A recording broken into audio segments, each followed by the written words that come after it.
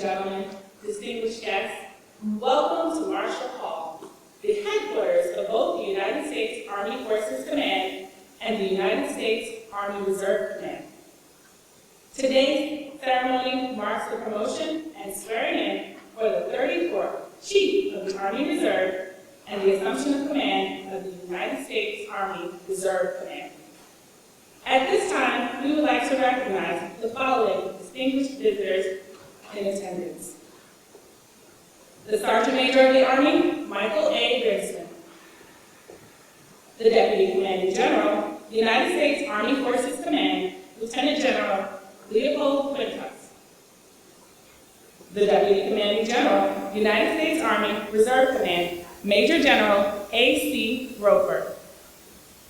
And Major General retired Leslie A. Purser, a special friend and mentor to Major General Daniels. We also extend a very special welcome and thank you for attending to the entire Daniels family. Her husband, Colonel retired John McCarthy, her mother, Mrs. Jean Daniels, and all of the family members who traveled here today to show their support for Major General Daniels' commitment to the Army Reserve. Throughout history, military organizations developed unique flags to signify the positions of their leaders.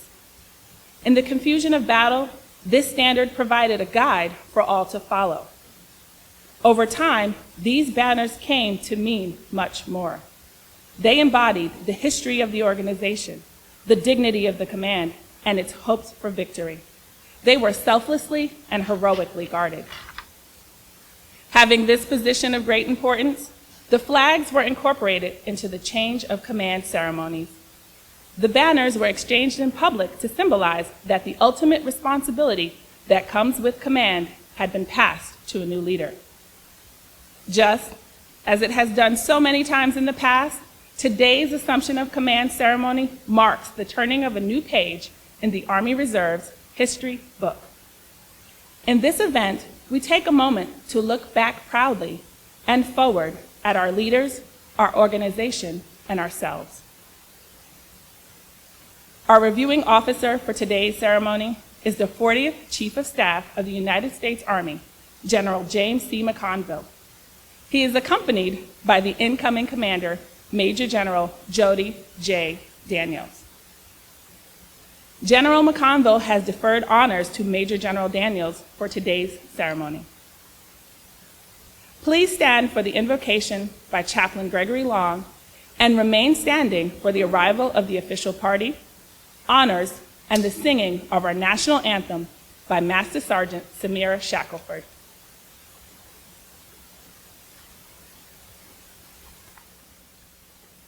I invite you to join me as I pray. Almighty God, as we come to this occasion today, we pay tribute to that which has gone before and give you thanks for that which is yet to come. We pause to give you thanks for the ceremony that has brought us together. Oh God, you have been in the process of raising up leaders from among your people since the beginning of time, and today your wisdom has provided us with a new commander. I ask that your spirit rest upon and direct Major General Daniels as she assumes command of the Army Reserve. May your spirit effectively equip her for every need. May she have wisdom in the decisions that must be made, courage to always do the right thing, patience to deal with the ever-changing demands placed upon her, and strength to endure to the end. I pray your richest blessings upon her family as they walk beside her on this new path and provide a place of refuge and rest. We ask for your divine guidance and protection as we continue to serve this great nation. May we always be mindful of the tremendous cost others have paid in the defense of freedom. Give us a deep sense of reverence for life and a passionate desire for freedom. May your blessings be upon our national leaders, those who carry the heavier burdens of command and leadership. Direct our endeavors towards the freedom for all people and our resolve towards that end. Amen.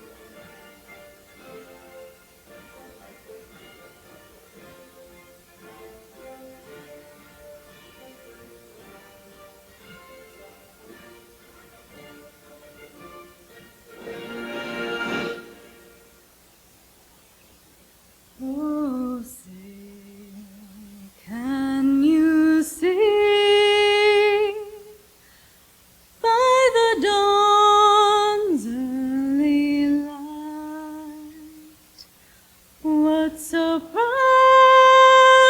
we hail, at the twilight's last gleaming, whose broad stripes and bright stars through the perilous fight o'er the ramparts we watched were so gallantly streaming, and the rocket's red glare, the bombs bursting in air, gave proof through the night that our flag was still there. Oh, say does that star-spangled banner yet wave for the land of the free and the home of the brave?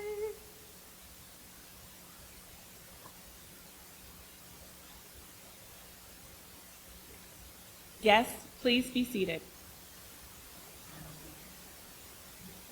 Ladies and gentlemen, General James C. McConville.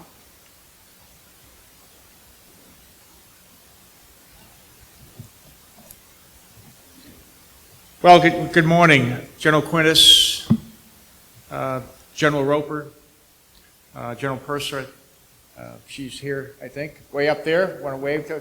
Good to see you, Leslie. Great to have you here. Our great Sergeant Major of the Army, Grinston. And to all our distinguished guests and those watching online. You know, every day is a great day to be United States Army because we serve with the world's greatest soldiers.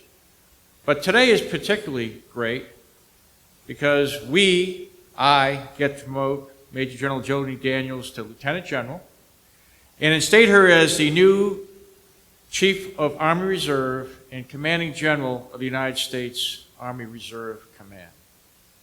And it's a special day because not only will Jody be the first woman to serve as the Chief of the Army Reserve, but she'll also be the first woman to lead an Army component. And this is because she is the right person for this extremely tough job at the right time. And like so many soldiers, she's made the Army career because of the great people and mentors who have inspired her. And one of them is here. And there's no shortage of great people in our Army Reserve. You know, the Army never sets, the sun never sets on the Army Reserve. Our reservists number almost 200,000 and span the globe in all 50 states, 5 territories, and 30 countries. The Army Reserve makes up about 20% of the total force, but it provides half of our maneuver support and sustainment formations. It's the Army Reserve that allows us to compete with the private sector for talent in specialized fields like medicine, law, engineering, and cyber. And today we need that talent more than ever as we modernize for the information age while sustaining readiness. You know, when I talk about modernization, I often joke that I had to become a data scientist to become the Chief of Staff. And I've learned an awful lot of that.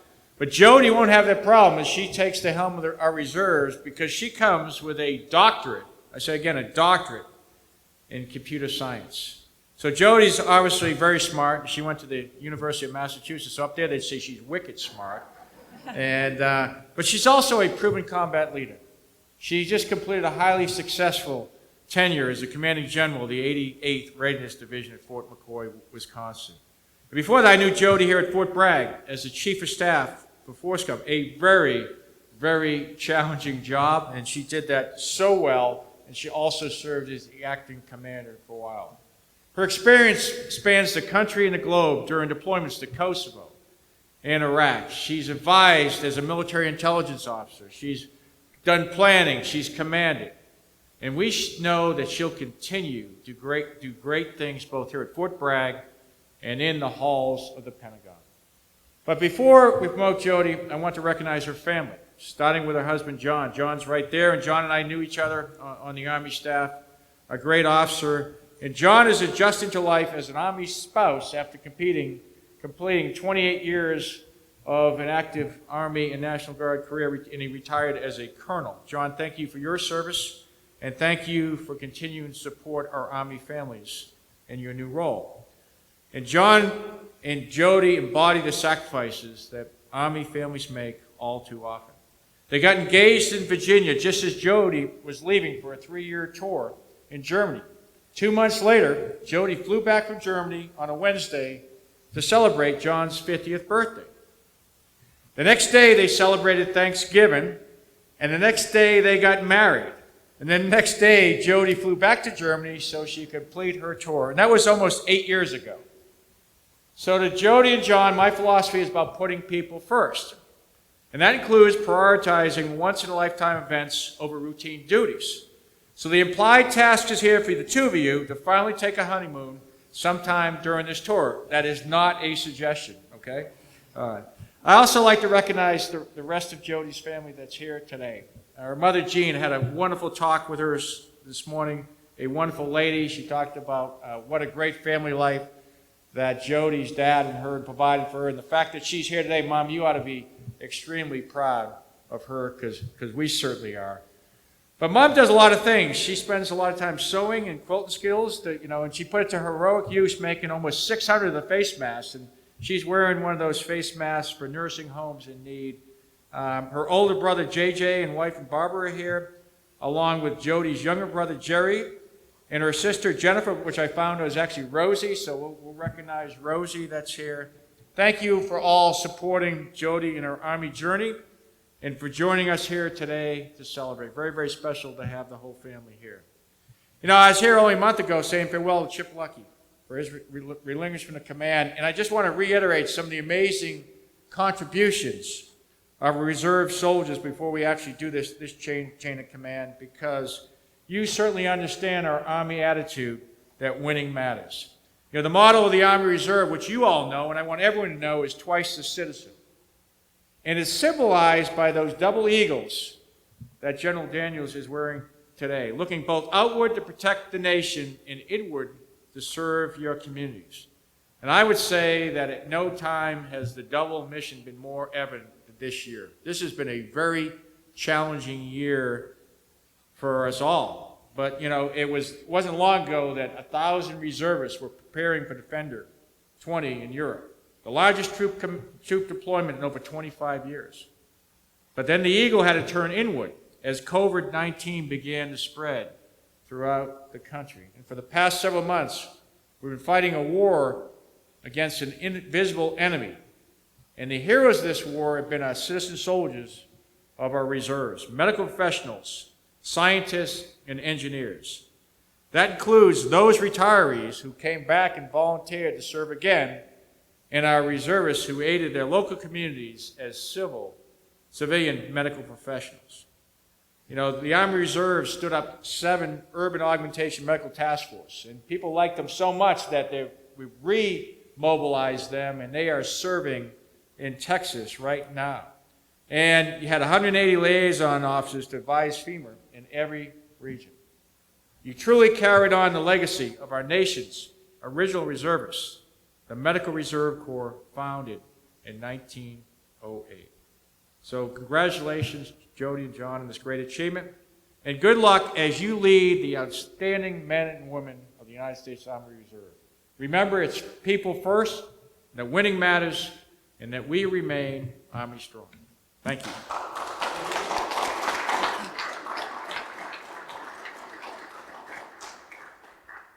Thank you, General McConville. Ladies and gentlemen, today we honor Major General Jody J. Daniels on the occasion of her promotion to the rank of Lieutenant General. Major General Daniels, Colonel McCarthy, and Mrs. Jean Daniels will now join General McConville for the publishing of the promotion order, pinning of the rank, oath of office, swearing in, and presentation of the 3-star flag.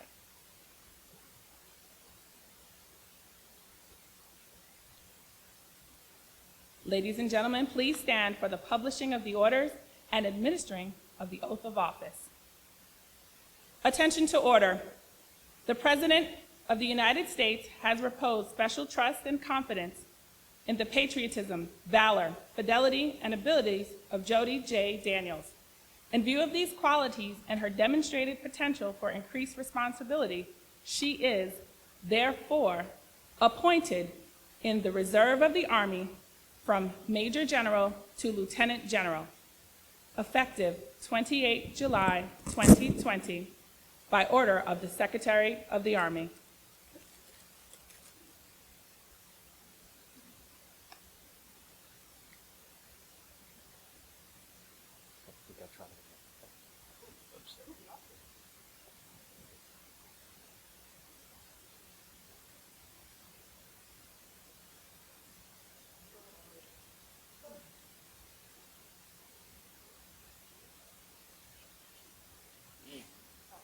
There we go.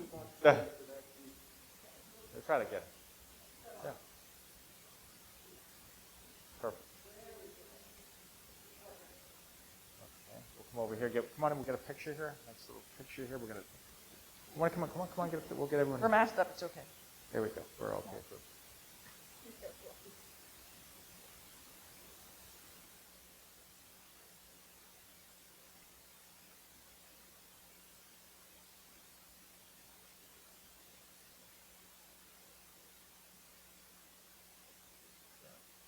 Okay, thank you.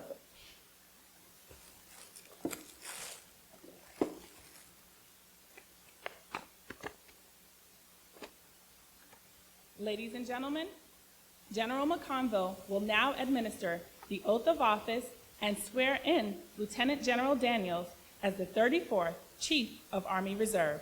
Okay, please raise your right hand and repeat after me. I state your name. I, Jody Daniels, Having been appointed an officer having been appointed an officer in the United States Army in the United States Army in the grade of Lieutenant General, in the grade of Lieutenant General, and having been appointed and having been appointed the Chief of Army Reserve, the Chief of Army Reserve, do solemnly swear do solemnly swear that I will support and defend that I will support and defend the Constitution of the United States the Constitution of the United States against all enemies, foreign or domestic, against all enemies, foreign or domestic, that I will bear true faith that I will bear true faith and allegiance to the same, and allegiance to the same, that I take this obligation freely that I take this obligation freely without any mental reservations without any mental reservations or purpose of evasion, or purpose of evasion, and that I will well and faithfully that I will well and faithfully discharge the duties of the office discharge the duties of the office upon which I'm about to enter. upon which I'm about to enter. So help me God. So help me God. All right, congratulations. All right.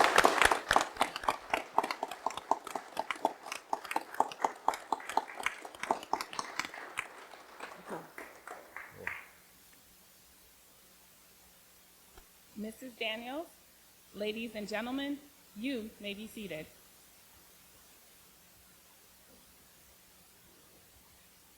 Lieutenant General Daniels and Colonel Retired McCarthy will now uncase and unfurl the 3-star flag, representative of an Army Lieutenant General. Throughout the history of warfare, a general officer's personal flag has symbolized leadership on the battlefield. The flag's distinctive color and arrangement of stars represents the general's branch of service and rank. Customs and courtesies dictate that this personal flag is present at all military functions where the general officer has an active role, and that this flag is visibly displayed in the general officer's office.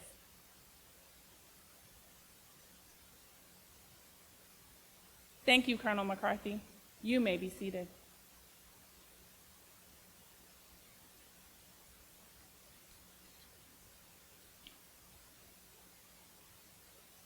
The assumption of command is a traditional event that is rich with symbolism and heritage. Key to the ceremony is the passing of the organization's colors. These colors represent not only the lineage and honors of the unit, but also the cohesive unity of all its personnel, military and civilian. The colors are not only the commander's symbol of authority, but are a visual citation of the responsibilities to the organization. Wherever the commander is located, so too are the colors. The custodian of the colors is the command sergeant major, who is the senior enlisted soldier of the command and the principal enlisted advisor to the commander. The passing of the colors not only symbolizes the transfer of command and authority to the incoming commander, but also demonstrates to all the members of the command that while there has been a change of leadership, all remains steadfast to the mission as represented by the colors.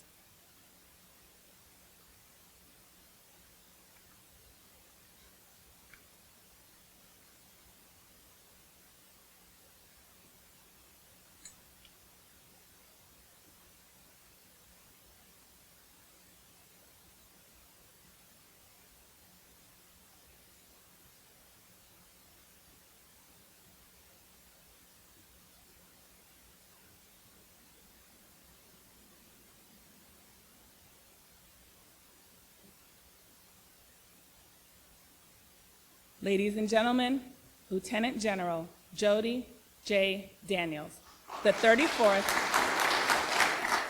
Chief of Army.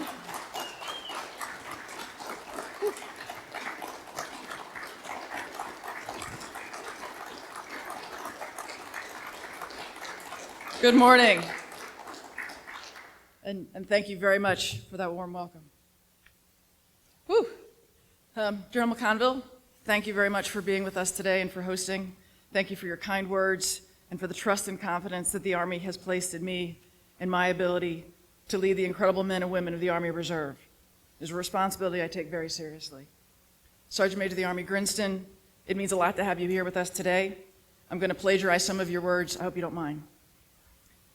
General Garrett, although you're not here, thank you for your leadership and the trust and confidence placed in me and my ability to lead the Army Reserve Command. Command Sergeant Major Sims, congratulations on your well-deserved and recent assumption of duties. Command Sergeant Major Lombardo and I look forward to working with you. Command Sergeant Major Lombardo, Chief Warrant Officer Griffin, senior leaders of the Army Reserve, U.S. Army Forces Command and U.S. Army Reserve Command, members of the Fort Bragg community, and all of the soldiers, civilian employees, and friends who are watching today. Thank you for being a part of this series of virtual ceremonies, a new experience for many of us. I sincerely appreciate all you do for the Army Reserve, the Army, and our nation. Thank you for joining us today. Since this is an atypical ceremony, I'm going to make my remarks in sequence, a bit on promotion, and then a blend of Chief of Army Reserve and CG, U.S. Army Reserve Command. So starting with promotion, I've had the benefit of serving under a number of great leaders and receiving guidance from many tremendous command sergeants major. Without listing them all, please know that you have each helped me be shaped and to make me a better leader. You pointed out opportunities that I would not have otherwise considered. You emphasized many of those kindergarten lessons that will continue to serve me well, starting with treat everyone the way you want to be treated. That now translates to today's treat all with dignity and respect. And then there's listen, which I could still improve upon. Thanks for your patience and your persistence. I've benefited from a whole bunch of friends and colleagues who over the past few years have had robust discussions with me about Army Reserve matters. They have helped shape, inform, and refine by providing alternative perspectives and viewpoints, and sometimes just outright telling me that I was wrong or moving off target, but then providing me with an explanation of why and how to get back on target. Thanks for keeping me moving in a forward direction. You all have also provided assistance and an ear to bend or to listen to me rant when needed. To all of you, I'm grateful and look forward to many more lively debates. I'm also grateful to those who provided me information and comments that I might not have otherwise gotten due to my rank or position. Thanks for your courage in speaking to me so that I could add to my knowledge base and then work to change whatever needed fixing. And to quote General Powell, tell me what you know, tell me what you don't know, and then, based on what you really know and what you really don't know, tell me what you think is most likely to happen. Please keep those comments coming in. I have to give special thanks to two longtime mentors, Lieutenant Colonel retired Russ Frew and Major General retired Leslie Purser. You have been truly an inspiration and driving forces in my life. Russ, thanks for hosting my very first promotion. I'm sorry you couldn't be with us today and be here for this one, but to both of you, I greatly appreciate all the guidance, steerage, and assistance over the years. Most of all, I'm thankful for my husband and my family, who are here in person or are watching this virtually, whose unqualified support has never faltered. I have quite a tremendous family support network, so it's going to take a minute to get through all of them. And I won't cite all of them, but the whole bunch really need recognized. First, I need to express, and I want to express, my heartfelt thanks to my husband, John. For the past 10 years, he's been learning a lot about the Army Reserve, and for the almost last 8 years, he's taken on the role of Army Reserve spouse. This has been a learning experience for him, not to mention a big transition, as he has over 28 years of active and National Guard service when he retired as a colonel. However, this new role is one that he has totally embraced, even while frequently the only male in the group. He's looking forward to being the first male spouse of the CAR and CGU SARC. We've not come up with a good acronym for what that is yet, but I'm sure someone out there will help us. John, thanks for your support, and I look forward to your assistance with Army Reserve families on and on over the next 4 years. To my incredible parents, my mom, Jean, who is here with us today, and my dad, John. Okay, yeah, I do have the Kleenex. Who passed away about 10 years back. Tremendous supporters. My mom has sent chocolate chip cookies to multiple overseas locations and has made life just that much more tolerable when one is living in a tent or a trailer in some remote location. The support of my parents over the years has been absolutely tremendous. Thanks for all you've done for me and for all those other soldiers who have benefited from those care packages. Not to mention now all the mask support. And yes, I have my family mask. She made them for us all today. So I won't continue on with the speech, but know that we're all sporting some of those 600 masks that Mom put together for us. Mom, because you keep asking me how you should address me and my new rank, I decided the best way to keep our relationship intact was to promote you as well. So,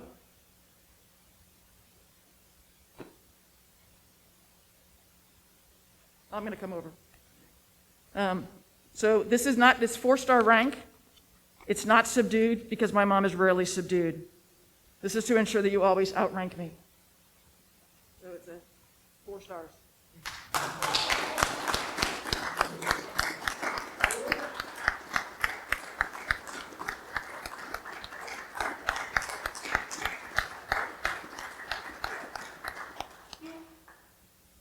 Had to do it.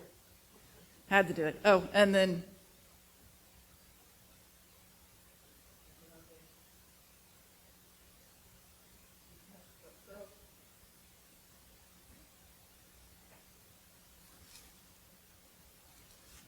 as many of you know, the tradition is to give new spouses yellow roses. So we're not giving John yellow roses, we're giving him a bottle of wine that says Thrive and flowers for my mom.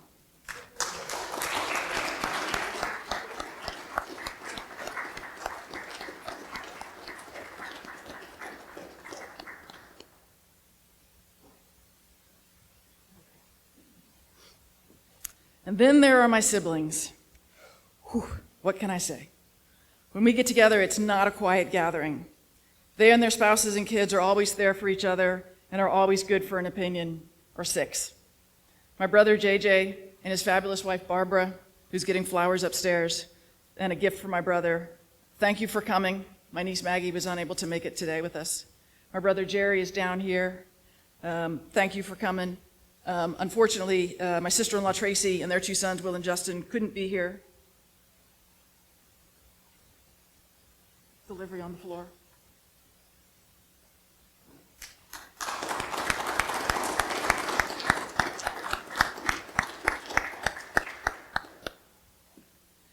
And last but not least, my sister Rosie, who's with us today, Heath, and then Rosie's 2 children, who are not children anymore, Alex, who is here with us, and Nick, who's getting ready to start college, getting flowers up above. You have all...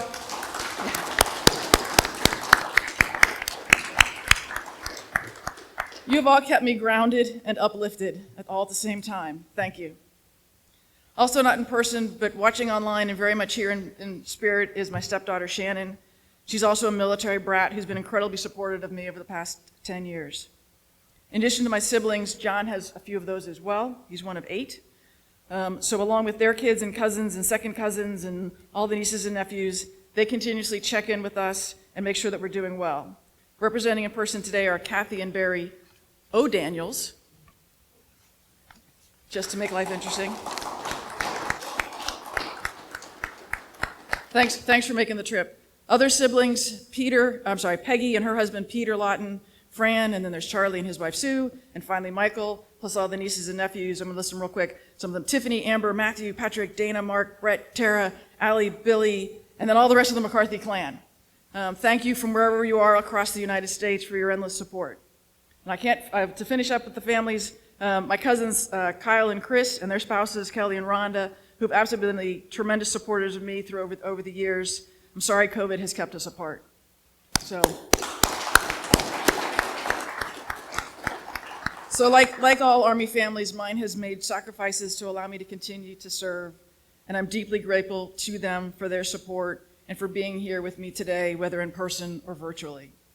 All of us know that we could never do the jobs we do every day without the Army and the nation, for the Army and the nation, without the help and support of the people that we love, and that is certainly very true for me. I know I missed a few folks, but for the sake of keeping this to a reasonable length, thanks to all of you for your love, guidance, and support. Together, you all form the foundation upon which my strength is built and endures. So now I'm going to transition over to Chief of Army Reserve and Commanding General, U.S. Army Reserve Command. This is the only time I get to make a speech this long. That's a whole lot easier to say as CAR and CGU SARC. But I do have one final shout out, and I want to thank General Lucky and his amazing wife Julie for all the time, energy, and effort they have invested to bring the Army Reserve to where it is now. They dedicated the last 4 years of their lives, not to mention many, many years before those, to the success of this great organization. John and I wish you all the best as you begin your next adventures. May they be wonderful. It is truly exciting and humbling to be standing here today. If we were together in person, I would say that what I see before me, to quote Sergeant Major of the Army Grinston, this is my squad. It's filled with great leaders, mentors, coaches, and warriors. You are soldiers and civilian employees from a diverse set of backgrounds with a tremendous amount of expertise who've worked exceptionally hard to get us where we are. Now, ready now. But we're not done yet. The threat continues to evolve, whether near peers, insurgencies, pandemics, inequality, or self-induced bureaucracy. So what I also see before me is potential. I know that my squad, my team, has the flexibility, creativity, innovation, and the will to adapt, to be able to prevail against all enemies, to tackle them head on, to learn from mistakes and to help others to achieve proficiency and then mastery of this skill we call soldiering in order to deploy, fight, and win our nation's wars, to shape the Army Reserve for tomorrow. My vision is that together with my squad, my team, we have the potential to shape tomorrow. This drives my priorities for the Army Reserve.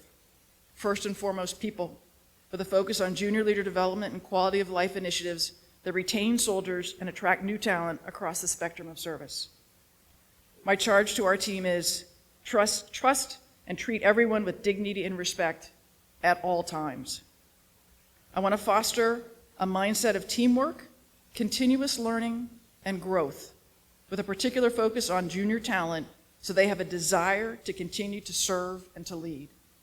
This culture of teamwork will be essential to shaping our future. Readiness, constantly improving readiness by fixing holes in units. We know that resuming collective training is our goal. I will rely on leaders at all levels to make prudent risk decisions as we progress from virtual to in-person to increasingly more complex collective training and exercises. As we maintain or increase the readiness we have now, we will shape our force to be ready for the challenges of the future. Modernization. We must position the Army Reserve to be capable of supporting multi-domain operations by 2028. We cannot succeed in our missions without the continued unwavering support of our families and civilian employees. We must also strengthen alliances and partnerships with employers. We will continue to build on these partnerships to enable healthy dual civilian-military career progression, meaningful Army Reserve service, and strong, supportive families and communities. Finally, reform. by which I mean the continual improvement of processes to enable organizational effectiveness. I intend to embrace reform by empowering junior leaders with the authorities and permissions that they need to successfully train and lead their soldiers, and by removing unnecessary administrative steps and pointless requirements that stifle progress. This will enable informed analysis and decisions to better shape tomorrow. The journey upon which we are about to embark will include many challenges, but also opportunities to build on the progress we've made, to strengthen our formations, increase our capability, and to take this team to the next level of tactical and strategic proficiency. I invite all of you to join me, along with Command Sergeant Major Lombardo, Chief Griffin, and Mr. Austin, as well as my husband, John McCarthy, to be a member of our squad, our team. I look forward to serving you all over the next 4 years. Thank you for joining us. Ready now, shaping tomorrow.